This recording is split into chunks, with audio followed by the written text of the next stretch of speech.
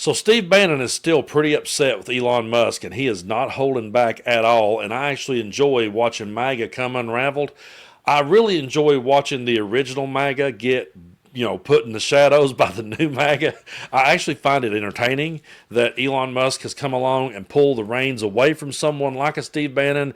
And now Trump is going to listen to every word that Musk says, and Bannon's just over here with his show trying to get it above water, and he is complaining because he feels like he's being suppressed. So for the people that cares about free speech, here they are bickering amongst themselves about, you won't let me talk loud enough.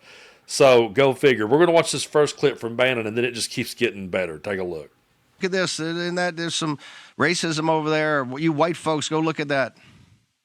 That's a Fox specialty. We don't fall for that. So don't think you're going to come back and, oh, you know what? Well, what we need to do is increase it here and cut that cost there. Screw you, you clown. And then you got to suppress us. Oh, they're, I don't know, blacklisting you, whatever they do. I don't care what they do on Twitter. I could care less. We're banned on every platform in the world, and this show is one of the most powerful in the world. Why is that? Because the content of the show resonates with the most powerful audience in the world. Working men and women that happen to be citizens of this great republic. This is a defining moment. Some of the people say, "Oh, Steve, we gotta have a group hug. You can't do this and let the Democrats." No, we're not having group hugs. We're not having pats on the head. So yeah, things are getting pretty heated. It's went from, oh, we're so glad to have this guy on board, to screw you, you clown. And I think it's hilarious to sit back and watch. And it's so funny to me how he frames that like, my message resonates with working people, with working citizens, people born right here in this great republic. And every time he says republic, if you watch him, every time Steve Bannon says republic, he's so proud of himself, like, this republic. And then he looks around to see who's like looking to, give him a thumbs up for saying it. It's so over the top ridiculous, but it gets even more over the top ridiculous because what have we said this entire time? We've said it's a cult. I've said this is like a very, fanatical religious cult right here. And people says, Brando, that's a bridge too far. I wouldn't refer to him as that. Well, here he is referring to them as that. Take a look. I've said many times that Elon came and Elon's money helped organize the grassroots effort. In his engineering mind, he saw what the problem was as we saw it, and he supported it. And for that, he gets a place at the table. There's no doubt. You should. It's $250 million in June, not an entire cycle, in 5 months. But that dinner with Sachs and that check from Elon came at Biden's, when Biden, in the debate or right before the debate, and Biden, they kind of saw the numbers of where this thing was heading. They're recent converts, and we love converts. Hell, I'm a Catholic. We used to be in the convert business. Not so much anymore. We can't keep what we got. But in the old days, half the saints are missionaries. We love in converts. But the converts sit in the back and study for years and years and years to make sure you understand the faith and you understand the nuances of the faith and understand how you can internalize the faith. Don't come up and go to the pulpit in your first week here and start lecturing people about the way things are going to be. If you're going to do that, we're going to rip your face off. I like how he just comes right out loud with it and says, hey, yeah, his money's what got him a spot at the table. I mean, if he was going to come along and throw all that money at us, yeah, that earns him a spot at the table. But he's a convert to our faith. Did you notice that? He's a convert to our faith. He's new to this, so the converts have to sit in the back and they have to listen and they have to study and learn for years before they're worthy to speak up front because they're just a convert.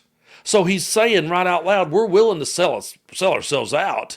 We're completely willing to do that for the money, but you sit in the back. Well, I don't know if he understands, but that's not how it works. You watch any mob movie out there, you don't pay Vito Corleone. Okay, you don't take Vito Corleone's money and expect Vito Corleone to just sit in the back and listen and learn. No, when he gives you his money, he is coming for the head of the table. That's where he has every intention of sitting. So it just goes to show what a moron Steve Bannon is to think, oh, we could take this guy's money. We could take all this money and then we're going to make him sit in the back and we're going to make him continue to listen to us. That is not how it works, dude.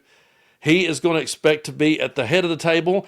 And that's why Donald Trump is not coming to any of these people's aid, because it's all about the money and because he realizes the deal that he made with the devil. He understands that. And Bannon don't. And so he's just sitting there continuing to implode, and his audience is imploding right along with him. He can talk all day about that message resonating with working citizens, but eventually working citizens are going to wake up to the fact that they were played by all these people. And they were played in the name of their God. They were played in the name of their churches. They were played in the name of the flag.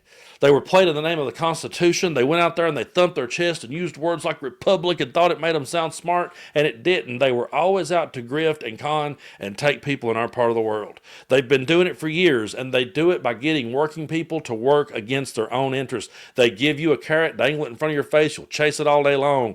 We've all been that person before. We've all been manipulated and lied to by these grifters. And in my part of the world years ago, they were referred to as carpetbaggers. And if you go back and study East Tennessee, Southeast Kentucky, you study that place in time, our ancestors went to war with the coal companies over this. They went to war because they saw they were being played and conned, and not one of them said, the president's declared war on coal.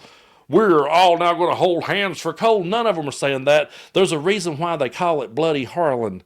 It's because they were willing to fight and die because they were sick and tired of being played. And somehow or another, those men that was willing to stand up and fight and realize they were being talked down to raised a bunch of people who grew up to not understand when somebody was talking down to them. And now they walk around with costumes dressed up like coal miners in my part of the world and get mad at me for pointing it out.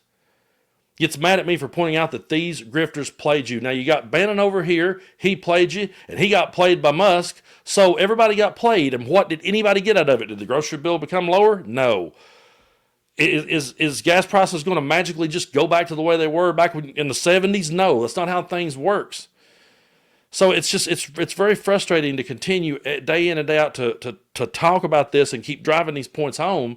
But it's even more frustrating to see people never wake up to it. Whichever side you're on in that MAGA war, if you're MAGA and you're still listening at this point in the video, and you're like, well, I'm on Bannon's side or I'm on Musk's side. They both played you, and you're still getting nothing out of it other than you can flex at people like us and use the word Republic and think it makes you sound smart when it don't. Whew. It's just one of those things. We're in for the long haul. We've not even got started, and we're already in for the long haul. All we can do from this point on is roll up our sleeves and make sure that our message resonates with working people. Whether they were born here or not, we want it to resonate with people, and we want people to understand that we're here to lift people up. And we're here not to give people handouts, but to give people a hand to play. We need to keep driving our message home and let them disintegrate. And to the people out there that was played by both of them, I hope you come around. I hope eventually you realize it, and there's nothing wrong with admitting that you got played. There's two types of people at the end of every Jonestown documentary I've ever watched. There's the ones that sits there and says, yeah, I really got played by that guy, and I'm lucky I made it out. And there are those that's like, well, I still think he's coming back one day. Don't be the latter, okay? Just don't be that guy.